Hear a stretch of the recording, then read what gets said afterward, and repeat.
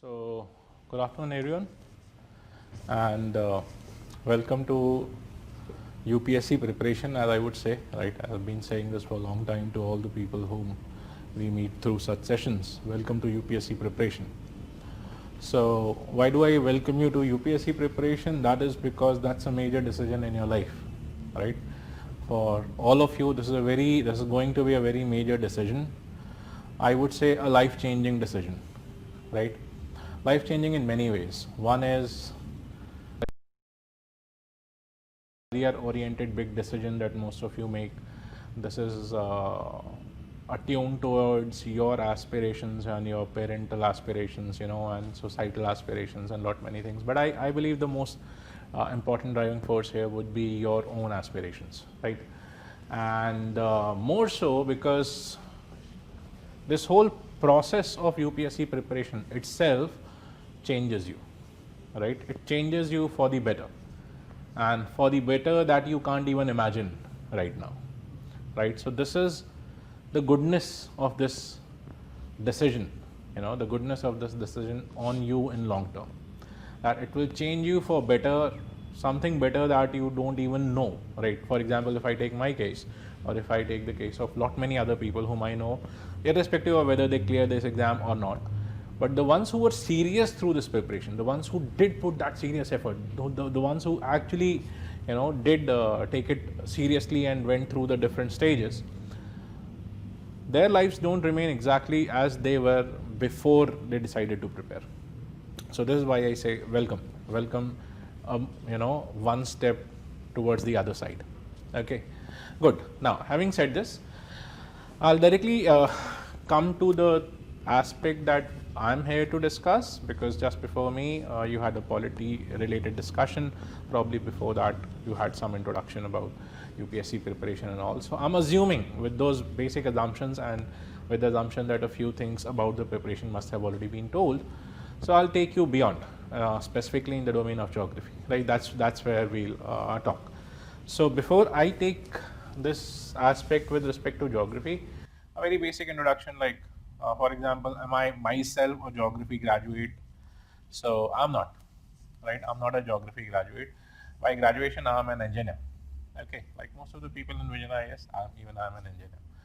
And I happen to have picked up this geography thing only through this UPSC preparation. Before that, honestly speaking, I didn't have much interest, right?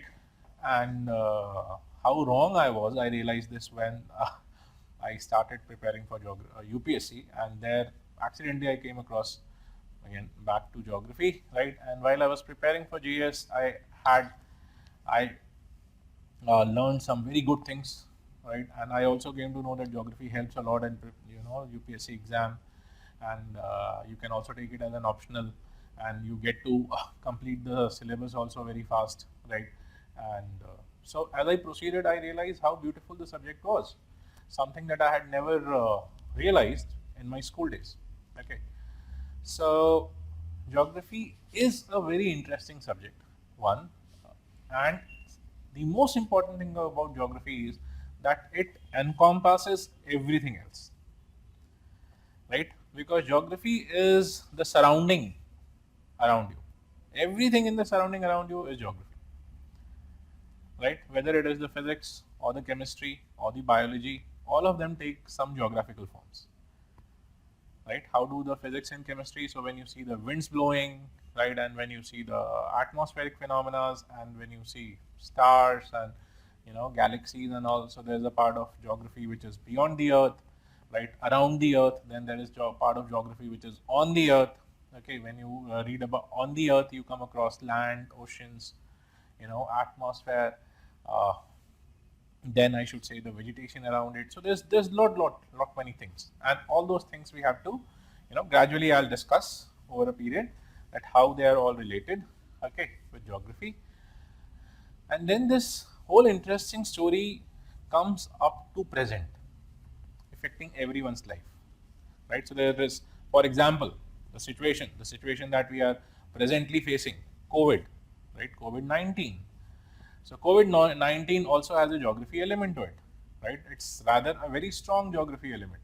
For example, if COVID would have happened, let us say 100 years back, right, or even before the Chinese economy opened up, right, probably in the period of Mao, 1970s, and before that, COVID wouldn't have spread this much.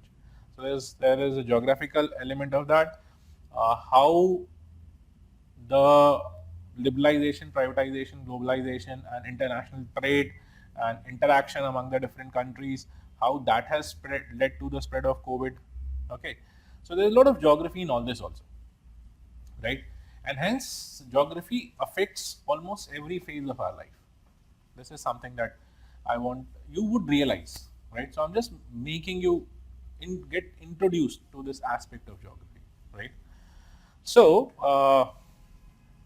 there are few questions that we'll try to answer in this session, right? The questions are: what is basically geography? What it is, right? So about geography, the things that we'll try to answer in this session quickly would be what it is, what it is. This is the first thing. The second thing that we'll try to answer is that why it is in UPSC, why in civil service exam. So why it is part of the civil service exam, right? Then what all to do for geography CSE, geography civil service exam syllabus. So these are the things that we try to understand through this session. How do you prepare GS, geography? So and one more thing that I would like to bring to your notice here is GS geography, general studies. The purpose of this session is only general studies geography. I won't be talking about optional thing. Okay. So what it is? First of all, let us try to understand what is geography, right? So where does geography start from? So if we try to see where does geography start from, does the geography start from Earth? Okay, does it start from Earth? Can we say? I would say whenever you are in doubt of these kind of questions, try to understand the thing that you have thought of, that is part of something more, or is it alone? Right? Is the Earth part of something more, or is it alone? Is it the only thing? Or is there something more? Right? Something more with which it is made up of, something more along with which it grew. So we come to know, okay, yes, the Earth did come up with other planets. Okay, and when you talk of these planets, the planets, are they alone? Did they come up on their own? No. So we realize, oh, actually the planets are around the star. Which is the star here? The sun. Or we rather realize the planets are around the sun. Okay, so then the question is the sun alone in the universe? No, there are many stars. So there are numerous stars here, numerous stars. Okay, and when you talk of the stars, are the stars alone? No, the stars themselves are part of something bigger, the galaxy. Okay, and galaxies, they are again part of something dot dot dot, and then the story goes up to Big Bang. Everything started from Big Bang, right? And was there something before Big Bang? There was something. We'll see, or you will come to know. Okay. So the story of geography starts from the story of the universe. Very simply said. Okay. When you try to understand where does geography start from, geography starts with the universe. Why? Geography starts with the universe because everything that made the universe started from the beginning and it took shapes, right? So what were the shapes? Different shapes it took. The different shapes that it took were the shapes of the galaxies, the shapes of the stars, right? Amongst those stars, there was one of our stars, which is the sun, right? So we know, okay, there was our sun also, which came up, and then around the sun you had the planets, and around the planets you had the earth. Okay, so this is how this part of geography was there. So when we talk of all this part of geography, actually what is this whole thing? When you try to study all this, what is it part of? Do we just call it a geography or something more? When you read your NCERT books or basic books, you will come across the initial chapters dealing with this, okay, with Big Bang and all this. There's a very specific part of the syllabus of geography which this part deals with, which is astronomy, right? Astronomy. So astronomy is part of geography, you can say, which broadly deals with this, which deals with the universe, formation of the things in the universe. Okay, so right, one. Now, when we go beyond this, so this is the astronomy part of geography, right? Then, when you go beyond this, Earth, once you come to Earth, then what is there on the Earth? So, when you come to the Earth or on the Earth, you come across a few things. What are the things that you come upon the Earth? On the Earth, you come across the land, okay, you come across the oceans, and you come across the atmosphere. Okay, the land, ocean, and atmosphere. And we are just trying to understand what. So, right now, the focus is on understanding this first part, what it is. We are trying to answer this part, what it is, this thing, one. So, we're trying to answer one, what is geography, right? So, first we saw there is a space part to geography, which starts from Big Bang, goes to the Earth, astronomy. Then, when you come on the Earth, then there is the land and the ocean and the atmosphere part of geography. And when you go deeper into the land and the ocean and the atmosphere, on the land, what else do you find? So when you go on the land, you find things such as, on the land, you find mountains, right? Mountains, you find plateaus, you find plains, okay? And when you go in the mountains, right, in the mountains, then you find what? You find peaks, valleys, right? Then you find more things, right? You find waterfalls, you find gorges, etc. And the list goes on. Then similarly, when you go on the plateaus, right? When you go on the plateaus, what do you find there? So on the plateaus again, you find different type of formations. Okay, so different things. Then on the plains again, you find similarly different types of formations. Okay, such as floodplains, etc. So you find floodplains, etc. I'll just say etc. On the plateaus, you find lakes, right? And so on. It's not that lakes you find only on plateaus, but I'm just giving you one example.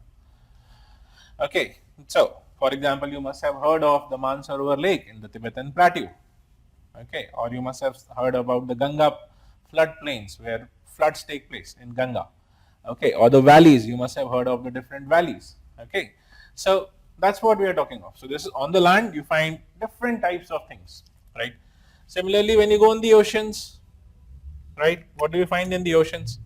In the oceans, you find, for example, you find waves, okay, and ocean currents, tides. You must have heard, right? Tides, right? Then deep ocean.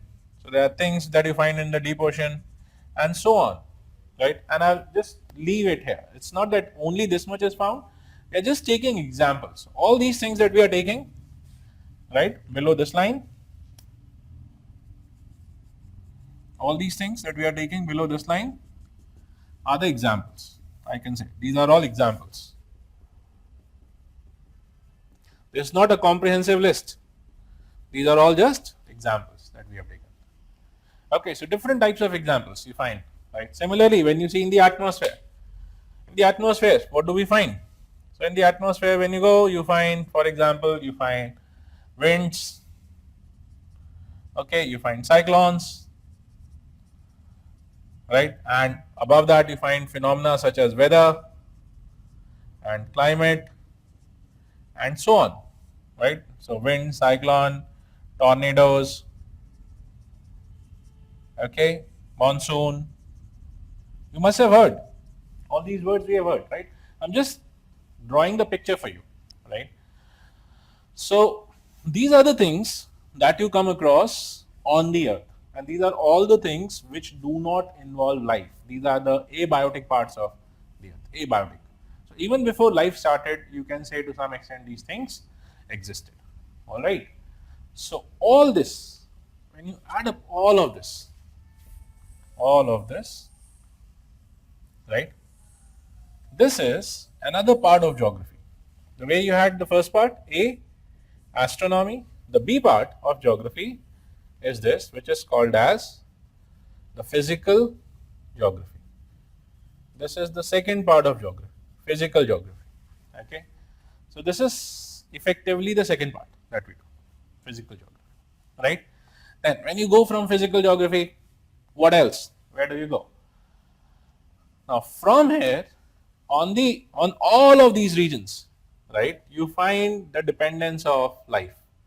Wherever the atmosphere and the ocean and the land, if I take three circles for atmosphere, ocean, for example, like this, if I take three circles, suppose this is the land, and inside one, and I take this as the atmosphere, and I take this as the water bodies, ocean and the water bodies, right?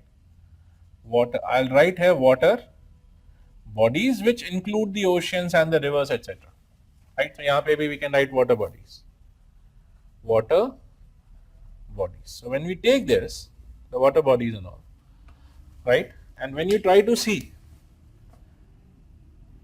this is the region where the atmosphere, the land, and the water bodies, and many times the water body and the land, right? Sometimes in this region, and many times this, region where the atmosphere and the land meets.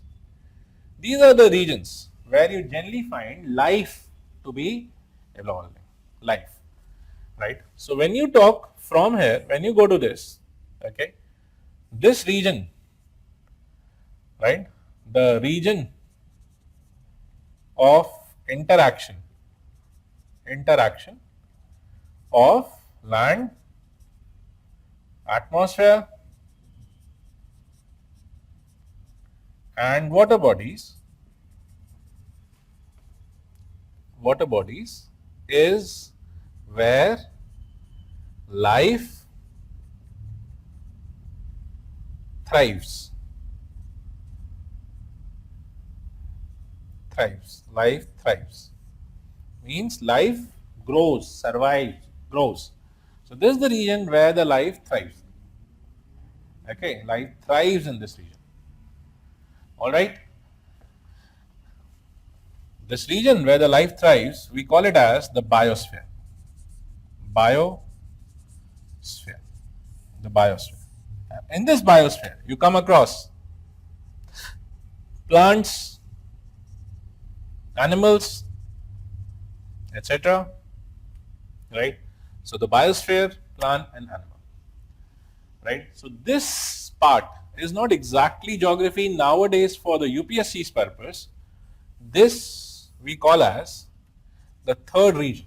Right? So see, from the Big Bang to the Earth, on the Earth, the region where interactions take place, and then you come to the third region, which we call as the ecology, environment, and biodiversity. What is biodiversity? Biodiversity is the different type of plants and animals that you find. All these different types of plants and animals is the biodiversity. And all the region of interaction, this region of interaction where all of this is happening is the environment. Environment, which means the surrounding. So there is the surrounding, which is the environment, and there is the biodiversity, the living part. And the interaction of the two, where interaction means where the living and the non-living come together. That is basically, that study of that is what we call as ecology. Right? So this is the third part. Right? And this is not exactly now in geography, but even this is part of your UPSC preparation. So when we talk of why in CSE, we'll talk of this. And when you go beyond this animal story, and then from here you come to human beings, which is nothing but part of the biodiversity. Okay, so in human beings. So when you try to understand about human beings, what do we try to know about human beings? First of all, where, from geography's perspective, what do we try to know? Where they are. Where are they distributed? Where all distributed? Where all on earth do we find human beings? And we know there is hardly any continent except for Antarctica where we have large populations. Right? Except for Antarctica, everywhere we have large population. In Antarctica also we have a small population of, scientific people, right? Research, development related population. So everywhere we have. So this is the first, where all. Second, but there also, when you talk of this also, where are they distributed? So is one question. Second is how many, right? How many people? So this part of geography, when you talk of this part of geography, human being, where they are, how many, all this, we call it as the fourth part. This is where the next part of geography starts. We call it as human geography. Human geography. But this is not whole of human geography. Human geography is the fourth part. Within human geography, this part is called as population geography. Population geography. The population of human beings. This is the population geography. Okay, so within human geography, you have population. So till now, first astronomy, second physical geography. In physical geography, lands geography, oceans geography, atmosphere geography. After that, ecology, environment, etc. After that, once human beings come into picture, who are nothing but part of the biodiversity, right? We have more than 5 million different species on the planet. Out of that, one species is human being. So when you try to read about them and then you get deeper, this is where human geography starts. Human geography is basically a major part of geography. One is physical geography, the other is human geography. So in human geography, what do we learn? First, where all are we and how many are we? Right? Once we understand this, where all we are and how many we are, this box A, after that, the next thing that we try to understand is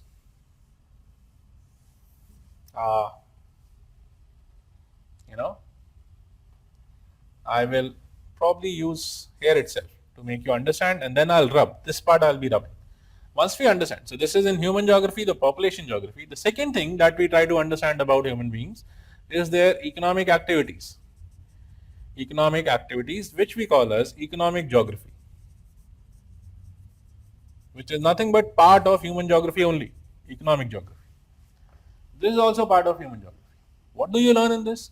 What activities do these human beings do so as to survive and thrive and grow?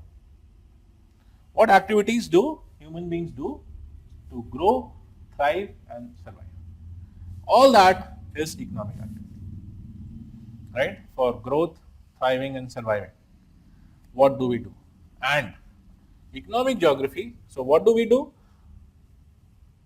is covered in this. So when you see the activities of human being, the first activities that human beings do is the oldest. For example, you might have read in today's papers, right? Or there is an article about the Sentinelese tribe in the newspaper, right? So Sentinelese tribe are the tribes who live on their island. I guess it was an article in the Hindu or the Indian Express in today's morning. Okay, you can Google and get it, right? So Sentinelese tribes are the tribes who live in very, very basic way, how human beings have been living on the earth since beginning, something like this, like the forest people, right? So when you see this, the oldest dependence of human being, right, for what all? For living, surviving and thriving on the earth, living, surviving and thriving on the earth, is the oldest thing that we have depended on is the forest and water bodies. This is the first thing that we have depended on. Okay, and when you see the forest and the water bodies, what do? We do hunting, gathering and fishing, etc. This is what we have been doing on the forest. After this, gradually, as human beings evolved, we started agriculture, right? So next was, this is the forest and water bodies. Then on land, from the land we did agriculture, and by the way, forest is also on land, right? So land as soil. When we started using the land as soil, we started doing agriculture. Then when from the land itself, right, when we started mining, so we got minerals, different types of minerals, right? So forest, land, agriculture, minerals, mining. When you see all these activities together, we call them together as primary activities, primary economic activities.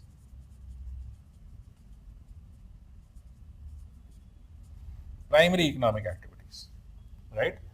So the primary economic activities include forest, so dependence on forest, dependence on agriculture, and dependence on mining. This is primary activity. Now from this, whatever we collect from here, and based on that we start manufacturing. Based on this, the second thing that we do is manufacturing,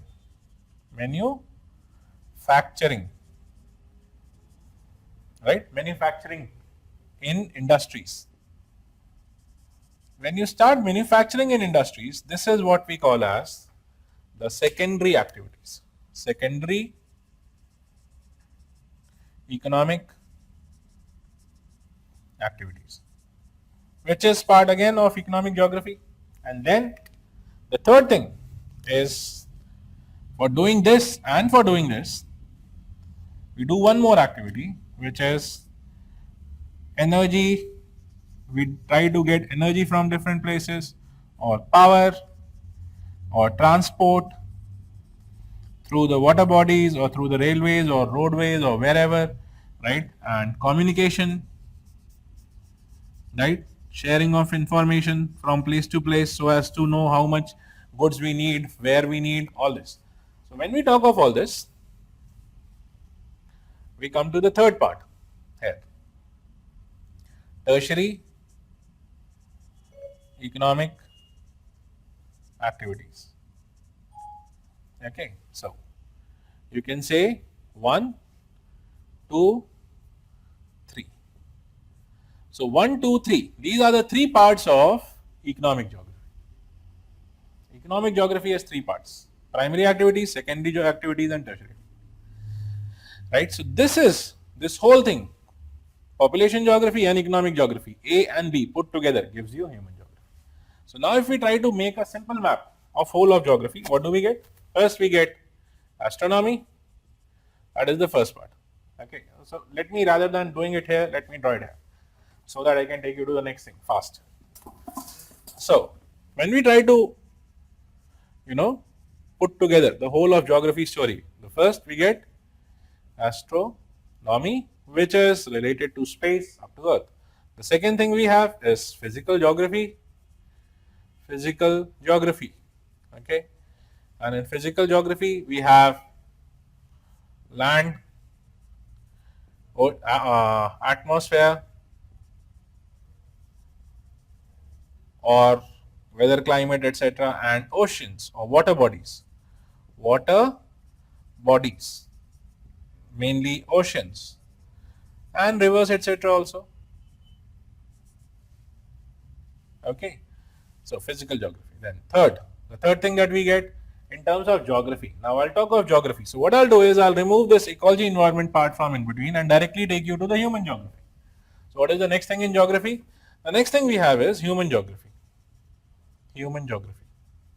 And what does human geography deal with? Human geography deals with population geography, not pollution, sorry, population geography, and economic geography.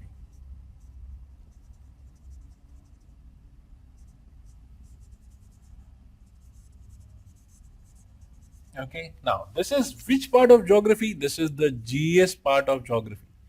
We have taken only that much broadly. Keep this in mind. There are few things which I have deliberately not touched. Why? Because they are not part of your GS. So this is the whole geography framework for you.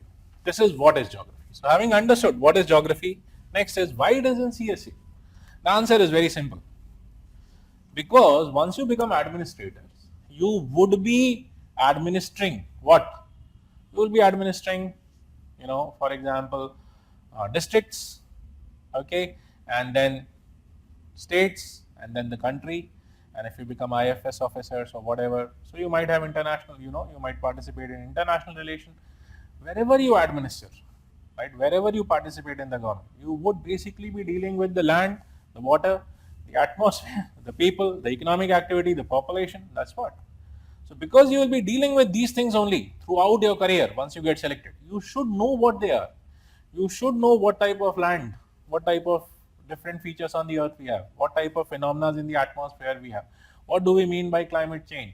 You should not behave and say, oh, there is no climate change. Where is the climate change? Like the outgoing president of USA. You shouldn't be talking like that, otherwise one term में ही बाहर जाना पड़ेगा. ठीक है? And I'm not against him or anything. I have no political inclinations. But all I'm trying to make you understand is you should behave like informed people. Do we get it? So this is why UPSC has put all this in. It is not like psychology, right? Which or something else which might not be useful. Geography is pretty much useful in administration. Without knowing the region, you can't administer it, right? So you have to know the region to administer, and that's why UPSC has put this in the syllabus. And once you have this orientation of preparing for civil services and being an administrator, and if you really want to be an administrator, obviously your interest in all this will grow.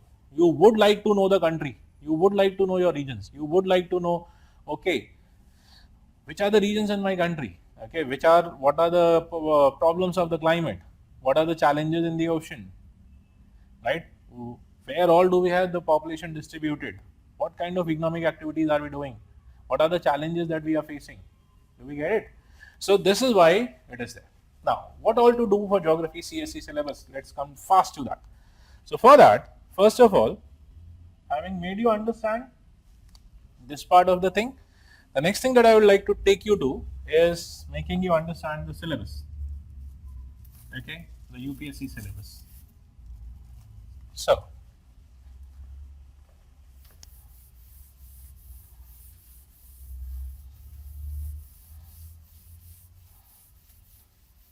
please see here. Now I'll show you the syllabus and then we'll briefly talk of how to prepare, and with that, the thing would be broadly over. Okay. So, see here, UPSC syllabus, and we'll broadly see the geography syllabus. We won't get into ecology environment. So, India and world geography, such as physical geography, social geography. Now, this population geography is also called as social geography, the population geography. So that is what your social geography is. Economic geography, I hope you understand, the primary, secondary and tertiary sectors, they are your economic geography, and social geography is your population geography, right, for GS purpose of India and the world. So you know India and you know the world, because one of the regions is India, the other region is the world. India is part of the world itself. So they want you to know about the world and they want you to know more specifically about India. This is what your prelim syllabus says. Right, and then general issues of environment, ecology, biodiversity, climate change in your ecology environment syllabus. So you understand where does the ecology environment fit in? This part. This is your ecology environment part. The link between the non-living, physical geography and the human geography is the ecology environment. Ecology environment is that link. Okay, then coming to the mains, and this was your prelim syllabus. And see the main syllabus. What does the main syllabus say? The main syllabus says salient features of the world physical geography. I hope you know physical geography. Salient features means important features of the world physical geography, such as the mountains, the plateaus, the plains, the climate, the oceans, the tides, etc. So world physical.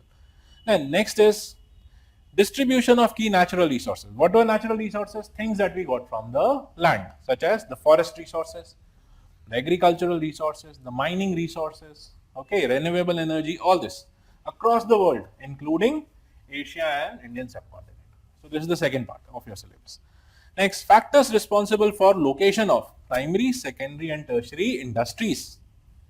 I hope you know what are the primary, secondary, tertiary industries. Now, what are the factors when you read? That's when you come to know which are the factors for agriculture, why we do some kind of agriculture in one particular region, why do we manufacture, for example, some food processing industries, why they are more so in one particular region, okay, why there are some other kind of industries such as carpet making in some other kind of region, okay. So that you will understand. Then tertiary sector, such as why sea routes such as the Indian Ocean have become important, because there is a lot of trade happening from China, Japan, through the Indian Ocean to Europe and all. That's why there is a lot of trade. And because there's a lot of trade happening from China and all, this was the reason why when COVID struck, it spread so fast, because China was exporting to every country, right? And things were moving from China to every part of the world. So the disease also moved because it was communicated through the people, right? And it spread fast. Do we get it? Why? Because things were moving. But let us say, had this China been the China of the 1970s or 1960s, then we wouldn't have even come to know that some disease of this kind happened. Why? Because China at that time was not exporting anything. No one was going into China and moving out of China. Do we get? That's why I said in the beginning of the class that there's a relation of COVID also with geography. Okay. So why did China open up? That you will learn in your primary, secondary, and tertiary sectors. Okay. So then going beyond, important geophysical phenomena such as earthquake, tsunami, volcanic activity, cyclone. These are things that you have heard. Every time they come, they affect us. That's why we call them as important geophysical phenomena, because they affect us. That's why they are important. UPSC wants you to know them, right? So that you can plan, you can do disaster management planning, etc. with respect to this, right? Then geographical features and their location, changes in critical geographical features. Which are the critical geographical features? Related to water bodies. Water in geography is pretty critical because water is the base of life on this planet. So they want you to know about these critical aspects such as water bodies and ice caps, because they affect us. The rivers come from the ice caps, glaciers. When the glaciers melt, many of our rivers form. So we should know, okay, how much of glaciers are we left with, where all our water bodies are, so that we can know how life will further thrive. So flora and fauna. Flora is what? Plants. Fauna is animals. And the effect of such changes. So any changes in the water bodies, how is it affecting us? This is whole of your syllabus, right? So do you see how your syllabus is pretty much integrating everything in geography that we have seen, right? That's why UPSC has put it so systematically that UPSC wants you to learn all these aspects briefly. Okay, good. Now the next thing, right? So what all to do for geography? This is the third part. This is the last part that we have to talk of. So I'll just talk of that relatively fast. There are more things in geography which are there in your paper 3 syllabus, such as crops, agriculture. This is your paper 3. Mains, GS paper 3. Crops, irrigation, transportation, marketing, agriculture, food processing, land reforms. These are also part of geography, right? Specifically, they are related to primary sector, secondary sector, tertiary sector. Okay, so they are, these are also parts of your syllabus which are in your mains paper 3 syllabus. And you are supposed to prepare these also. Then, going beyond, while you are preparing, you should also know which sources. So I'll directly take you to the sources for geography now. So which are the sources that you should refer? The sources are, please now see, the sources for geography. Please go on writing, right? How do you prepare? Okay. So in that source story, I'll write on the board itself. Okay, I'll write it here. Which are the sources we would expect you to refer for geography? All right.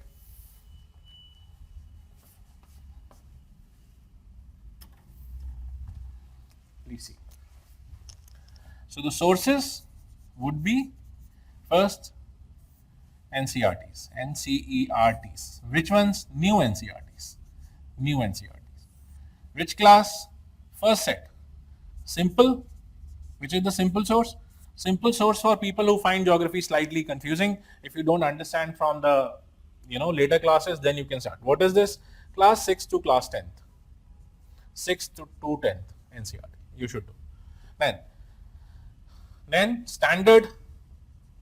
Standard is something that you can try to start with. If you don't understand standard, then you go to simple, right? Because geography does not start from before 6th, so there is nothing to start before class 6th. Okay.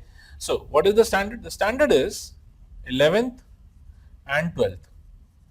Two NCRTs or class this. 11th you have 2 books, 12th also you have 2 books. So total 4 books.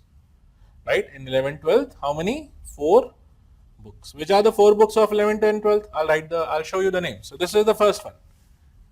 11th, first book, Fundamental of Physical Geography. Fundamental of Physical Geography. Name here.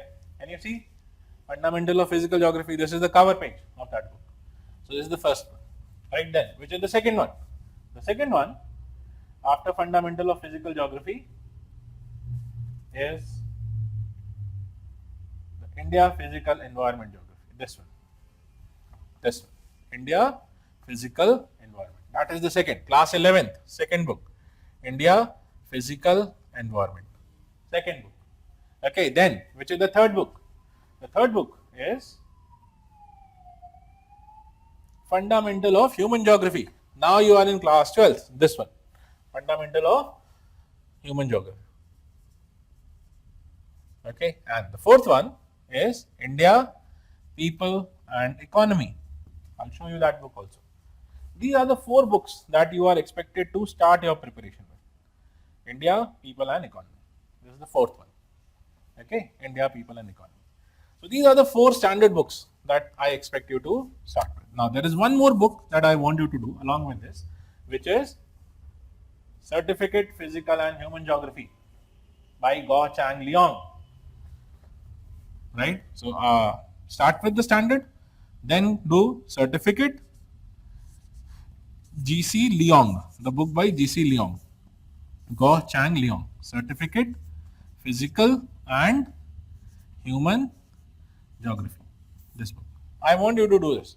And there are parts of this, not the whole book. There are some repetitions, there are some overlaps, and some parts are new. Whatever is not there in your NCRT, you do from this. Okay, then, is there anything else? Yes, one more thing. Atlas. You should also have an atlas. Which atlas? You can have an Oxford Atlas, or a Orient Atlas, or a Eschand Atlas, okay, or a DK Atlas, any atlas. Student or school atlas. Student atlas or school atlas. Any of these. You can have any of these. And nowadays some Kindle edition, online editions are also available, Kindle type. For example, the Eschand Kindle is available. So Kindle edition is available. You can use that also. Anything else? Yes. Now after this, these are your must kind of books. Then you should also do India Yearbook. India Yearbook. India Yearbook is also must. And for you, it will be 2022. I'll show you what the India year 2020 looks like. Okay. And so this is the Kindle thing. And on Kindle, you have the India Yearbook. Okay, yes, see this. This is the India 2020. This is published by the Publication Division, Government of India. Publication Division, Government of India. So same ways you will have 21, 22, whatever. So those India Yearbook book you must read. And in those books, you will read things from human geography and all this, right? Such as agriculture, industry, transportation, water bodies, all those chapters you will have. So you should read that also. This is broadly your source.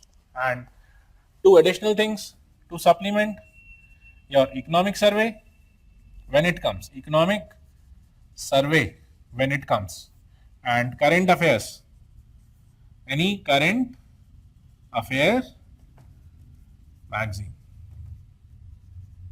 right? Any current affair magazine. For example, you can use R magazine, which is very good, referred by many students. Vision IAS current affair. You can, if you want, you can use any other also. I won't stop you from using anything else. Depends, whatever you feel more comfortable with. So these are the sources. This is it.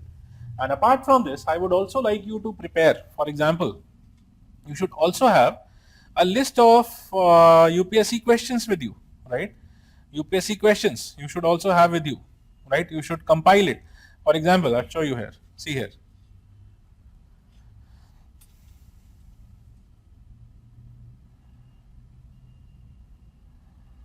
right? UPSC previous year questions, they are also useful resources and they should also be referred to. You can compile it and you can keep it at one place like this. See these, right? So all the UPSC questions, they are available. For example, on Vision IS website, you can see these questions running. On the Vision IS website, we have all these available free.